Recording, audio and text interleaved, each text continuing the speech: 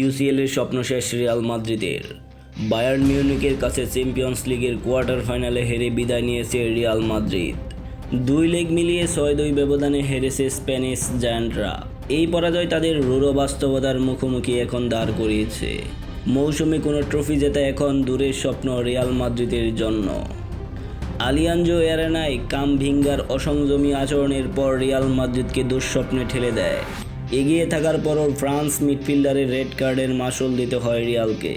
86 মিনিটে 10 জনের দলে পরিণত হওয়ার ঠিক 2 মিনিটের মাথায় বায়ার্নকে সমতায় ফেরান লুইস দিয়াস। যোগ করার সময় অতিথিদের আরও এক গোল দেয় তারা। দ্বিতীয় লেগ শেষ পর্যন্ত 4-3 ব্যবধানে হারে আলভারোর রিয়াল মাদ্রিদ।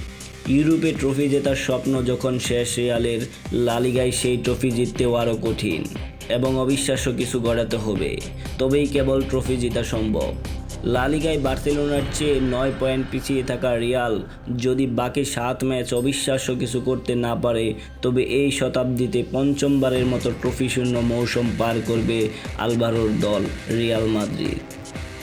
এদিকে হারের পর রিয়াল মাদ্রিদ রেফারিকে দোষ দেন রিয়ালের কোচ আলভারো।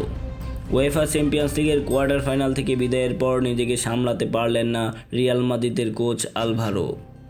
বায়ার্নের কাছে 4-3 ব্যবধানে হারের পর সংবাদ সম্মেলনে সরাসরি রেফারির দিকে আঙ্গুল তোলেন তিনি।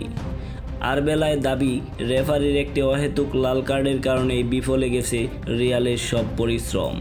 কোয়ার্টার ফাইনালের দ্বিতীয় লেগের 86তম মিনিটে এডুয়ার্দো কামভিঙ্গাকে দেওয়া লাল কার্ডটি কোনোভাবেই মেনে নিতে পারছেন না আরবেলায়ও। তিনি বলেন, পুরো ড্রেসিং রুম এখন হতাশায় ভুগছে। আমরা বায়ার্নকে অভিনন্দন জানাই, কিন্তু তারা অন্যভাবে আমাদের হারালে ভালো হতো। ওই লাল কার্ডটি ছিল অবিশ্বাস্য। কেউ এটি বুঝতে পারছে না। রেফারির একটি ভুলে আমাদের সব পরিশ্রম বিফলে গেছে।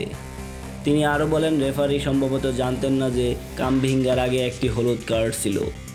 বায়ার্ন খেলোয়াড় মনে করিয়ে দেওয়ার পর তিনি লাল কার্ড বের করেন। এটি আরও বড় ভুল। রিয়ালের হয়ে 16তম চ্যাম্পিয়ন্স লিগ শিরোপার স্বপ্ন অধরায় রয়ে গেল এই বছর। কোচ হিসেবে নিজের ভবিষ্যৎ নিয়ে আরবেলায়ও বেশ স্পষ্টবাদী। তিনি বলেন, আমি ক্লাবের মানুষ। ক্লাব আমার বিষয়ে যে কোনো সিদ্ধান্ত নিলে আমি তা মেনে নেব। আমি এখানে নিজেকে প্রমাণ করতে আসিনি, এসেছি খেলোয়াড়দের সাহায্য করতে। হারলে তার দায় সবসময় কোচেরই হয়, আমি সেই দায় নিচ্ছি। হারলেও খেলোয়াড়দের লড়াকু মানসিকতায় গর্বিত কোচ আরবেলোয়া জানান, আমরা এখানে রক্ষণাত্মক খেলতে আসিনি, গোল করতে এসেছিলাম। আমার খেলোয়াড়রা তাদের সর্বোচ্চটা দিয়ে খেলেছে। তাদের অনেক সুযোগ তৈরি করেছিলাম, কিন্তু দুর্ভাগ্যবশত সেগুলো কাজে লাগাতে পারেনি। যাই হোক, রিয়াল মাদ্রিদের ইউসিএল থেকে বাদ পড়ে যাওয়ার জন্য বার্সেলোনার ফ্যানরা খুশি হওয়ার কোনো কারণ নেই, কারণ ইতোমধ্যে বার্সেলোনাও ইউসিএল থেকে ছিটকে গেছে কোয়ার্টার ফাইনালের ম্যাচ হেরে।